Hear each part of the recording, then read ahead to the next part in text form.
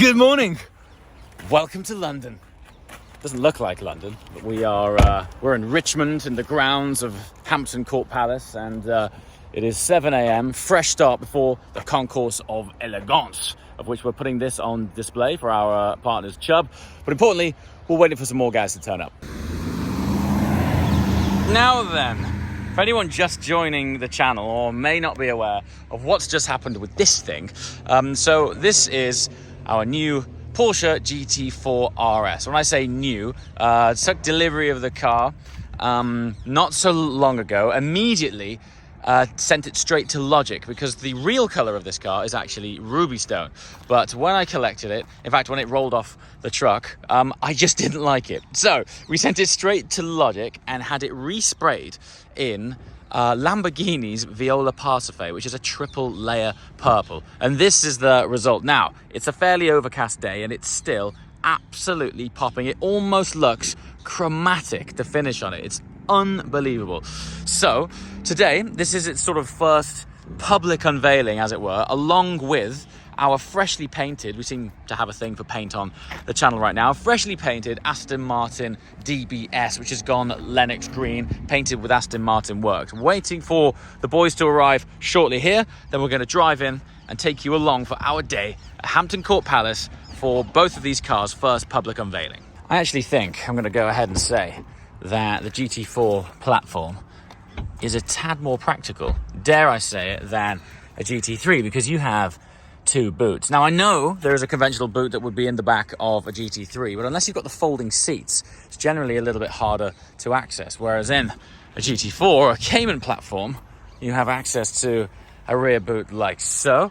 One of the most amazing features of the GT4 RS is, of course, the carbon intake here. Now, it's quite unique. I can't actually think of another car where there is no bulkhead separating the engine from the cockpit. I mean, that's why this thing sounds so ridiculous inside, on top of these carbon air intakes here. So if you look through here, look, you see that there, that is the back of the intake, which connects from here. And the sound, this is like a resonation chamber. There's almost a different air pressure behind your ears. If you think about where your head sits here, induction's right here, straight in behind your head, and then directly into the engine with absolutely no bulkhead at all. So the sound of these is phenomenal. But back to the practicality. Yeah, you've got access to two boots. I think the space as well is not bad. It's pretty decent. We've got two bags in there and the Panama hat from judging at Salon Privé yesterday. And then, of course, we have the frunk, which is, well, it's pretty much typical 911 size, which, honestly, for me, is 90% of the time all I've ever needed in the GT3. Sometimes, if I'm going away for an extended period of time, then I might get involved in throwing things in the back. You'll have to excuse the shirt from last night's Salon Privé ball. But there you go. That is effectively the practicality, top line insight into the GT4 RS. Now then, check this out. The morning sun hitting the side of, look at the flare. Look at that arch flare just there, how it just pops out. It's just the most amazing paint. Honestly, I don't know if it's just me because it's my baby, but I'm blown away by this thing. It's just transformative. I know that sound.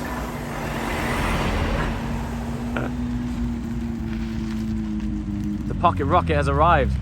Man, it's a while since I've heard the GT3 from the outside. You very rarely hear it. What I mean is, I rarely hear my own car from the outside. I mean, you hear it all the time, but not from the outside. You gotta come see this paint again. How's it going, man? You good? Last night, I'm not saying this, I was in my room and it was dark, and I looked out of the blind, I could see it shimmering. So I went outside at 2 in the morning to look at it. I did. It was, honestly, it's so good. It's so good. Wait, I can hear this from the other side of the wall. Good morning. Morning, you right? Have you got a pass so I can actually join you these days? That'd be great. Otherwise it'll be a really early morning start in the park. Thanks. Yeah, I think so. Okay, look at these two. Thanks, buddy. We have to get a picture of all three of these. They're so bright.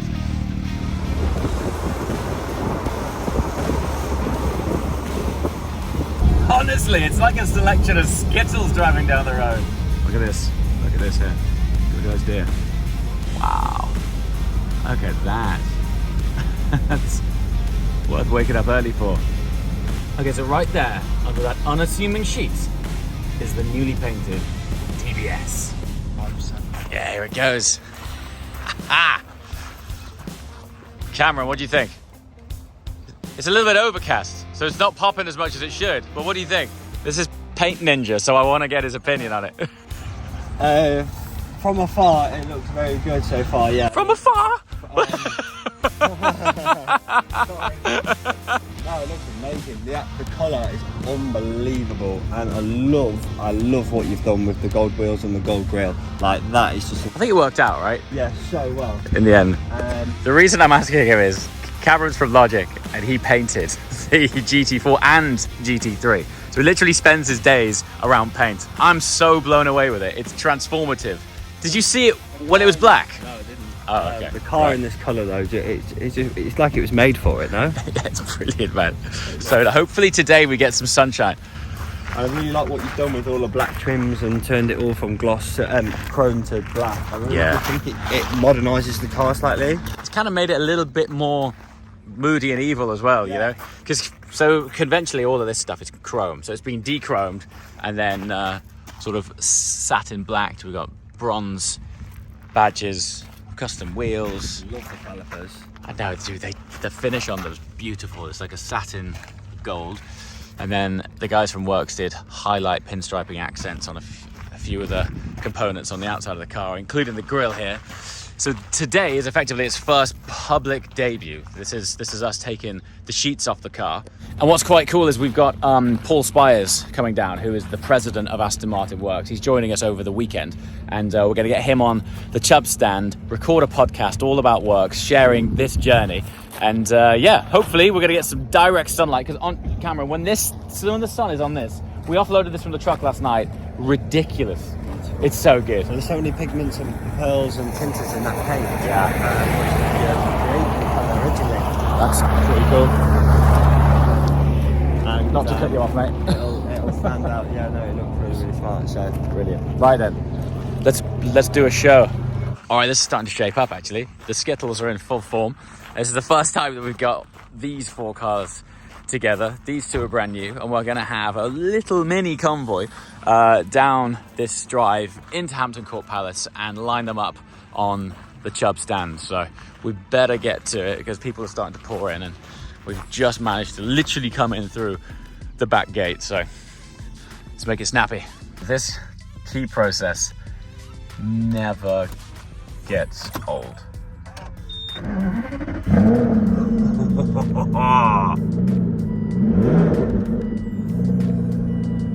Aston Martin Works actually made this little leather pouch for the gear stick, so it doesn't get too, because that is a solid sort of billet piece of aluminium. Sometimes it can get freezing, and in the summer it can get too hot. So they made this little thing just so you're not having to put up with extreme temperatures. What a first world problem, eh?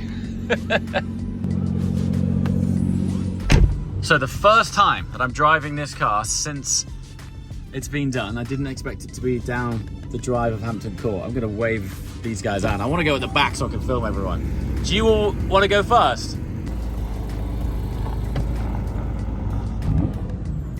This is so crazy. It's so cool seeing these cars on the road. It's rare that we get them all together because, first of all, they're not always together. And second of all, we never have enough drivers to drive them. So this is a great occasion.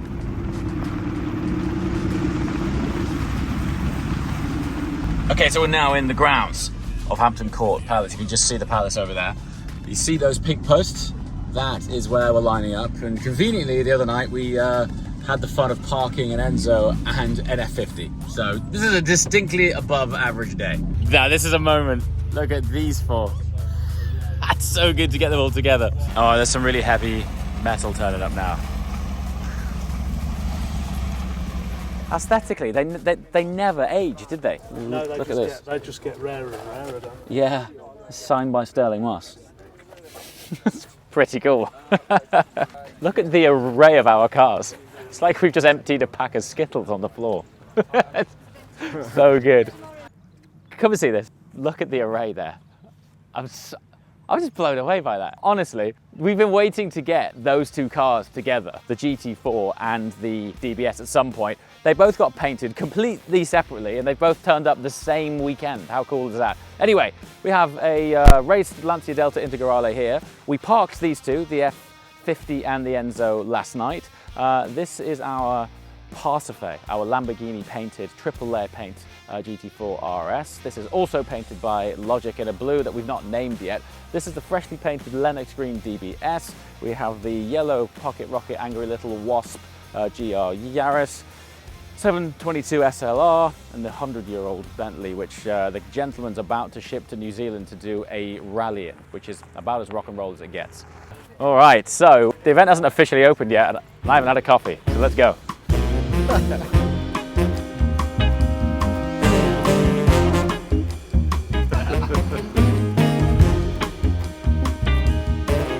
I'm Adrian Segundo. I've travelled in from above Henley-on-Thames and had a very decent drive here, and the car behaved superbly. I'm very happy to report. It is an R-Type Continental. It is the only R-Type Continental with this special bodywork, which was commissioned by a Russian engineer who lived in Switzerland called Rotinov, and he did a lot of work with the Swiss Army and Air Force, and he was a director of Gloucester Aviation, and Gloucester supplied Meteor jets to the Swiss Air Force in the early 50s. They had a wind tunnel, and he put a model of the car in the wind tunnel and worked out the best streamlining for it, and he came up with this arrangement which you see here. All the other Continentals, Mulliner Continentals, have got a flat back a la Porsche, but he reckoned that this had better streamlining and also has the advantage of more headroom in the back and a much bigger boot.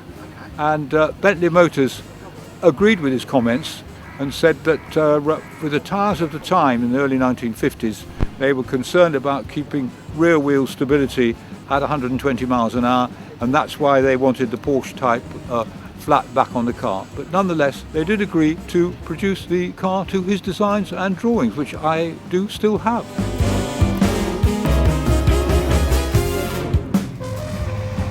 Yeah, that's pretty special, that. I've still got a thing for Aventadors after Car Week. I think it's the DDE effect. I've got to get one. How much are they? Tizer back there. That was the Tizer. That's real pop. That's legit pop. Now we're in England.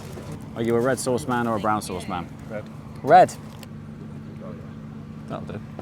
There you go, look. Get some. Yeah, that's cool.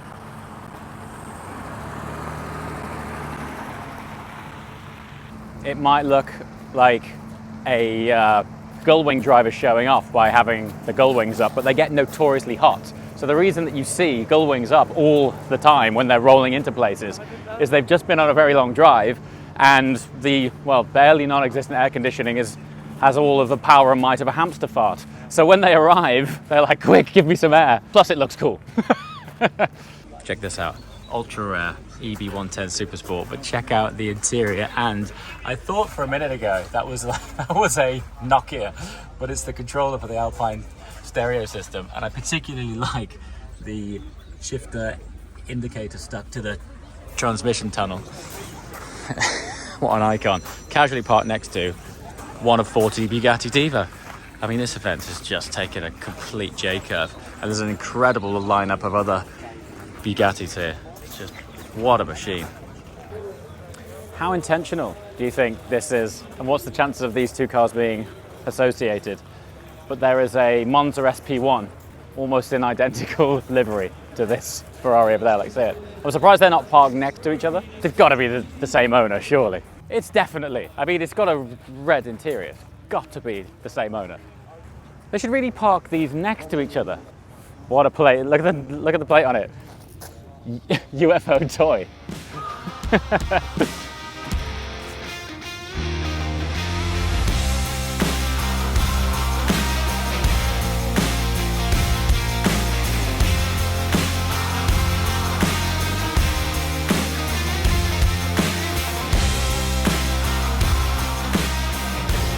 This is cool.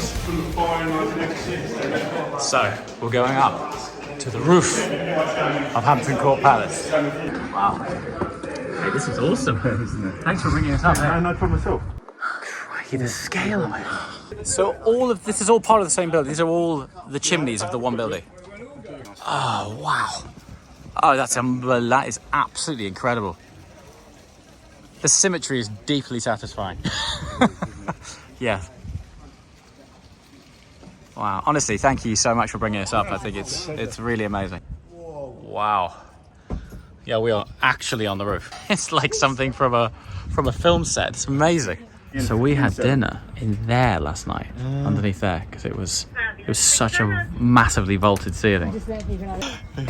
Oh wow! Oh my god, it's unbelievable. Look at this.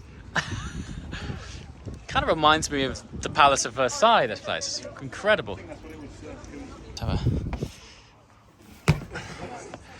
Oh, this is cool. Look at this little sneak through these chimneys.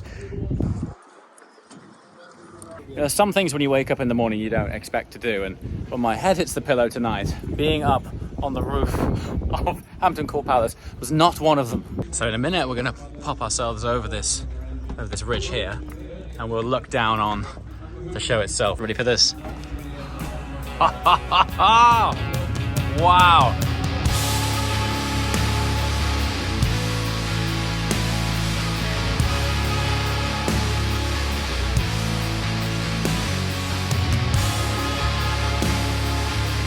Okay, aim of the game is to spot the DBS. Here it is, just down here. Well, this is highly, highly cool. We are at the symmetrical central point of Hampton Court Palace. And to be able to observe the whole event and look down, see these cars. I mean, down there, that bright yellow thing is a McLaren F1 Longtail. There's an iridescent Bugatti Divo down there. There's plenty of pre-war cars. The Delage that won the Concorde Elegance is also down there. Keeps on going. I mean, to be up here at any time would be special, but during a car event of such significance, I'm pinching myself. It's really awesome. And on top of it all, we can see our very own freshly painted DBS. Right, I don't think it's going to get much better than this, so it's probably the most appropriate place to sign off. As always, thanks so much for watching.